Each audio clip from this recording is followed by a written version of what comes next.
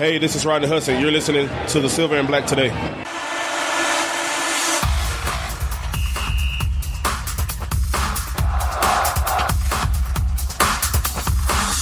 This is the Silver and Black Today podcast, your source for Raiders news and information.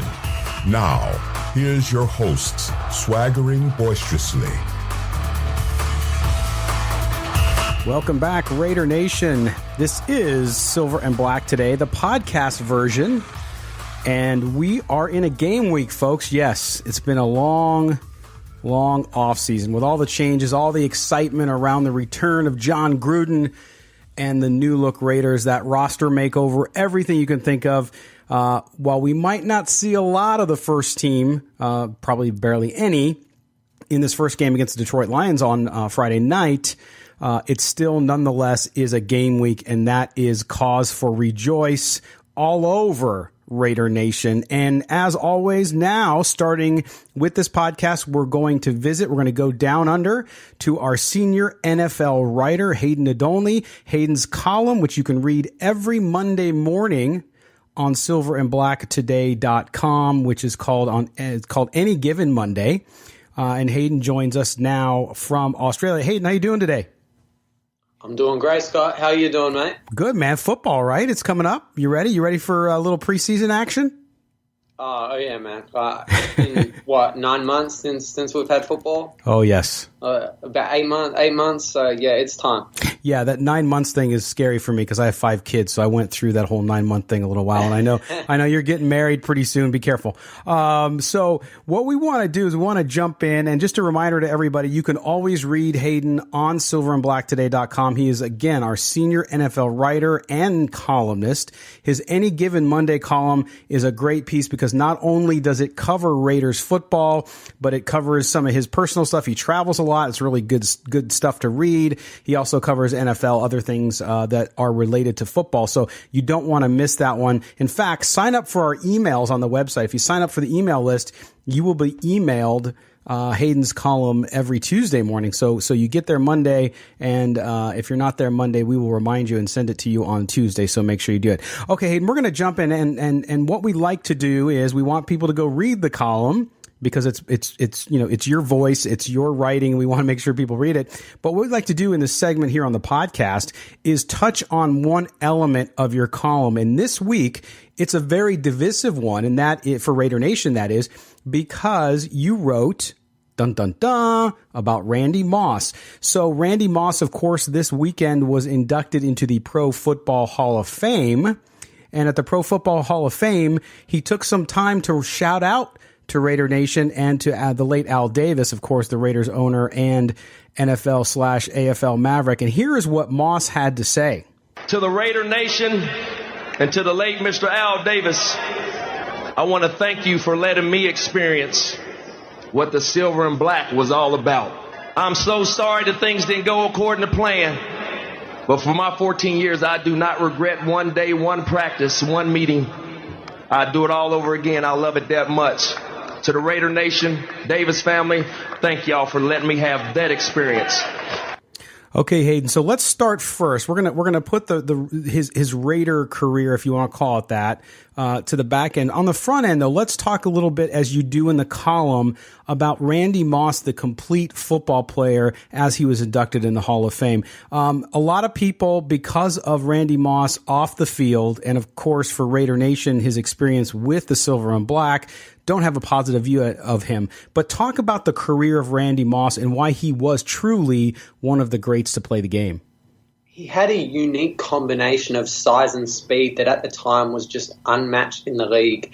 And what made it highlighted because on top of that, he had such a unique, flamboyant character about him. And some people might look at that as a good thing, others will see it as a bad thing, but it certainly was able to generate headlines at the time. And given his character, it meant that it was highlighting his play at the same time. And at the time, he was easily the most feared threat in the game.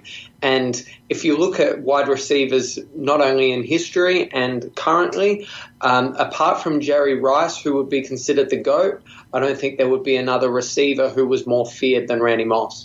Yeah, I know you said that in your column with the Jerry Rice comparison there, of course, being the greatest of all time, but Moss, as you said, the most feared threat in the game. And what I like about your column this week, Hayden, is you talk about kind of how you discovered Randy Moss a little bit and how it relates to so much, I think, of how people today discover football. Now, I'm considerably older than you. Okay, it's tough for me to admit that, but I am. And so you discovered it through Madden, right? So you talk about going out to Blockbuster. Of course, my younger kids have no idea what Blockbuster is. But you talk about going out and getting Madden 2000, renting it for that first time, and learning football. And then seeing Randy Moss not only on TV but in the game. Talk about how that gave you an appreciation for him as a player at that time as a young guy. Well, at the time, you always want to copy what the guys in the video games are doing. So whenever the guys in the video games are helping you out in terms of you're winning, you're beating the computer all the time, because back then we didn't have online games on the PlayStation, it meant that there were certain players that you gravitated towards, and Randy Moss was one of those for me. I always, every time I would get Madden, I would trade Randy Moss to the Raiders from Minnesota. So when it happened in 2005, it was like a Madden fantasy coming true. Yeah, that's. I'm sure a lot of people did that, and it's amazing how those games have evolved. My older son, who's in high school now, when he plays it, of course, before the Raiders officially announced that they were moving to Las Vegas in 2020, in the new games, you can actually move teams, build stadiums, and all that stuff. And so my son was moving the team to Las Vegas anyway, so he likes to think that he was prophetic. But nonetheless, when you talk about Randy Moss too, inevitably you get to his saga and his stay, albeit short, with the Raiders. And one of the things I think that is still fresh in people's mind, because it was only in the last few years, is when Randy Moss was down. He was down covering the game in Mexico when the Raiders were down there playing in Stadium Azteca, and he was there to talk, and there was Raider fans chanting his name. It was off stage. A fan caught it on their cell phone, and this is what Randy Moss had to say when they were all chanting at him about being a Raider, and I'm sure not always being complimentary.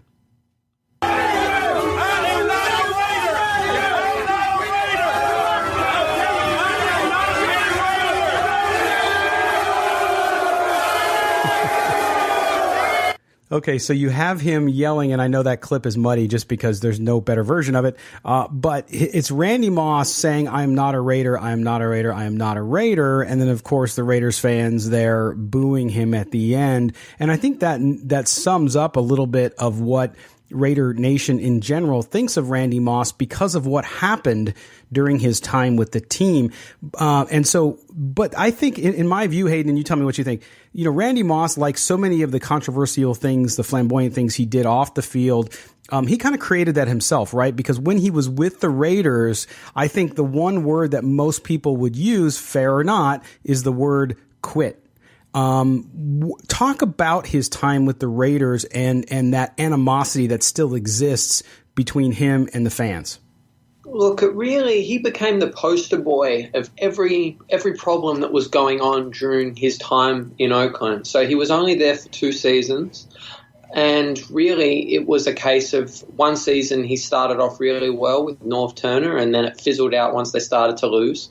And by the end of that season, in the final game, Norv Turner wasn't even putting Randy Moss in the red zone packages. It was 1st and goal from the 1, and they ran 4 times right up the middle with the 4th down was a quarterback sneak, and they didn't even put Randy Moss on the outside. So I remember watching that game, and Moss was losing his mind on the sideline, and really that was the beginning of the end for his time as a Raider. And when Art Shell came back, it really was a case of he wasn't going to be able to buy in with Shell. And really, when you put it into perspective, how many of the players should I say, really did buy into Art Shell's program, because they went 2-14 for a reason. It was a dumpster fire, and Shell got canned the next year. Yeah, and I mean, those two seasons, you're talking 2005 and 2006, not exactly great years, like you mentioned, from a record perspective. And then, of course, all the drama that was happening, and those last several years, for as great as Al Davis was, the team was in a really bad spot. So I agree with you. I think that not only did Randy Moss bring on some of that himself, but the situation, it was so drama filled with what was happening, not only the coaching changes, but with some of the personalities in the locker room, including Randy Moss. And that created this whole mess. And I think you're right. I think whether it's fair or not, whether or not you believe he really did just quit on the team, which I think there's some strong evidence to back that argument. He also was not necessarily used properly. And when you have a player with that ability, don't you think that discourages you so bad that could lead? I'm not making excuses for the guy, Hayden, but certainly it didn't help him get motivated or to stay focused.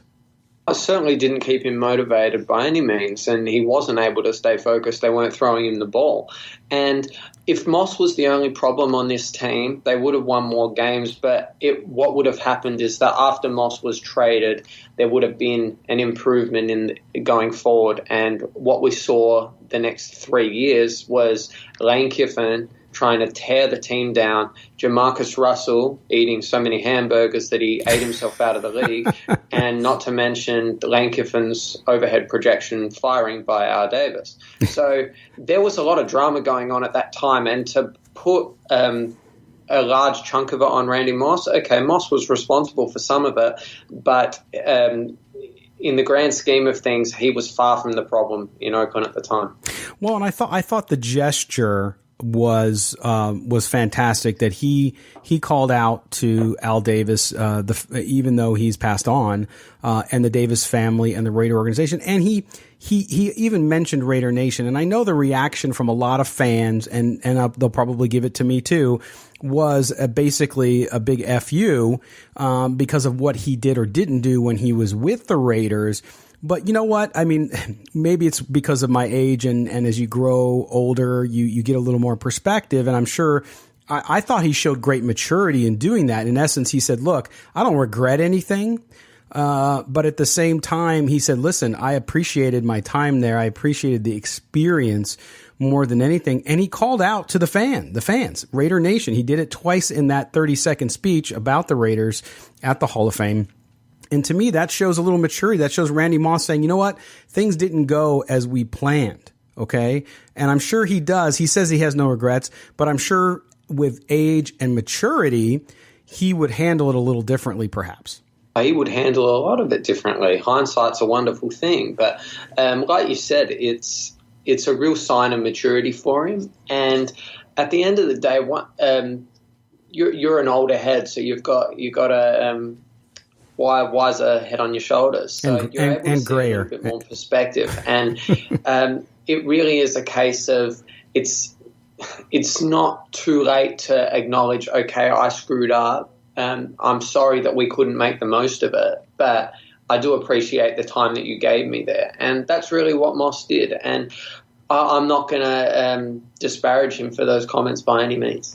No, and I think there are people and players in the past in Raiders history who will never be forgiven. And I think you mentioned one, which is Jamarcus Russell, because, he was a guy who just didn't want to play.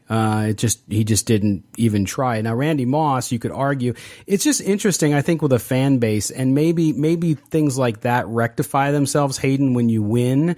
So perhaps, the Raiders win a championship at some point. But it's interesting. I don't know that there's a forgiveness wanted there by Randy Moss, but it certainly sounded like it. And do you think you think Raider fans will ever get to the point where at least they'll say, hey, okay, yeah, you quit on us and all that, but hey, man, okay, cool. Thanks for the shout out.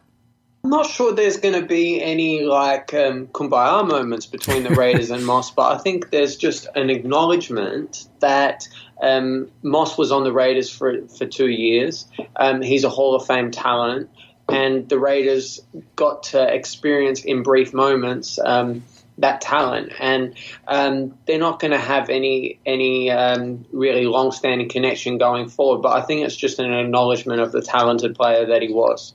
All right, Hayden, I know we only have a couple minutes with you left because you're busy and you got some things working, but I want to get your quick comments. So we're coming up here Friday night. And a reminder to the listeners out there, Friday night we will be having a game watch party at Lagasse Stadium at the Palazzo Las Vegas here. Not only us, the crew of the Silver and Black today will be there, but also Sports Adrenaline Las Vegas, who my radio co-host on CBS Sports Radio, Matt Gutierrez, will be there as well. Come on out, free parking, free admittance. We're going to have some giveaways. We're going to talk about the Raiders pregame. We're going to talk about them halftime with observations from the game, and we'll be giving away stuff. We'll also have a special Raider drink, which, Hayden, I'll let you know what it is so you can make one down under. But Hayden, your thoughts on the game, being a football geek like we are, this time of the year, you're not looking at the Derek Carrs per se, because they're not going to play that much, but who are you going to focus in on this first preseason game, as far as acquisitions, young talent, i.e. draft picks, to see how progression is coming? Arden Key, number one. Arden Key has to show up this week. Everyone's talking about Khalil Mack's holdout. They're going to need to get an edge rush from somewhere. Arden Key's the man to do that. He's had a great training camp so far, but when you're going up against the same guys over and over and over again, you really want to see something different. So I really expect Key to have a good game on Friday night. I'm not saying that he's going to have any sacks or anything, but I expect him to show signs that he's going to be able to generate pressure going forward. Yeah, and he should get plenty of time. You're right. The talk out of camp, and this is usually the way training camps go, right, is there's always a couple guys that the media glom onto because they're surprised by how well he's doing or how poorly he's doing. And in this case, Arden Key is doing well. Also, Matt, that was his pick to click for the season, so he's really happy about that one. But it should be interesting to see how that goes. Again, this is Hayden Nadolny. He is our senior NFL writer and columnist. His column, Any Given Monday, you can read every Monday morning. And I invite you to go over to silverandblacktoday.com to read it right now. You don't want to miss it. And check out his new title image. It's funny. It's great. I love it. Check it out. But Hayden, man, thanks again. We're going to talk to you next week. And coming up, you're going to be on the radio show more often too. So we appreciate that and look forward to talking to you again real soon. Good chatting with you, brother. Take care. All right. Hayden Nadolny, senior NFL writer and columnist for silverandblacktoday.com. You're listening, of course, to the Silver and Black Today podcast, number 56, the Derek Johnson edition. Derek Johnson of the Raiders wears number 56. All right. We'll be back right after this with the rest of the podcast. Don't go anywhere.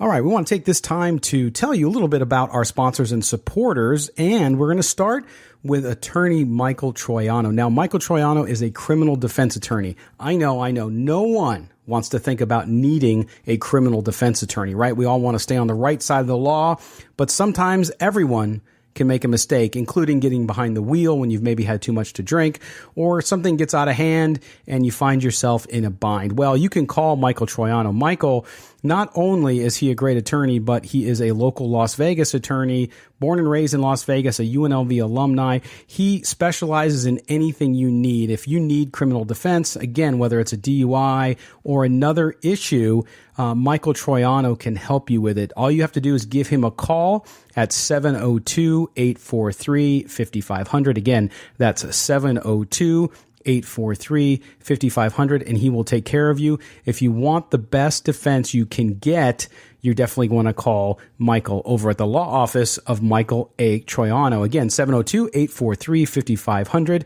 The law office of Michael Troiano, a proud supporter of the Silver and Black Today.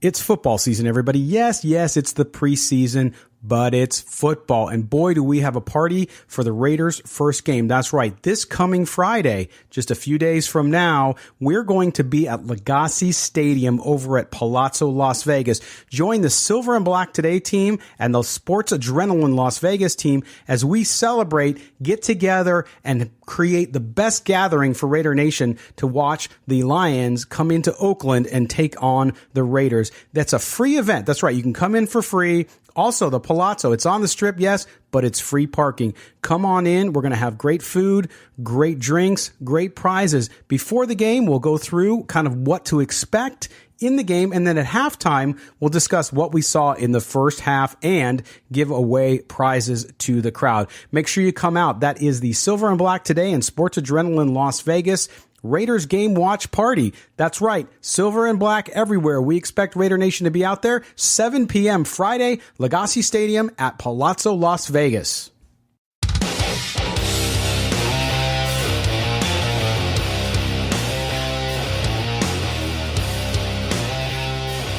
All right, we're back on our abbreviated short podcast this week as we head into, as you heard there, our big watch party on Friday night over at Lagasse Stadium at the Palazzo Las Vegas. Come on and join us, especially if you're Raider Nation Las Vegas or if you're from out of town and you're coming into town for the weekend. What better way to start it than with the Silver and Black Raider football as they take on the Detroit Lions up in Oakland.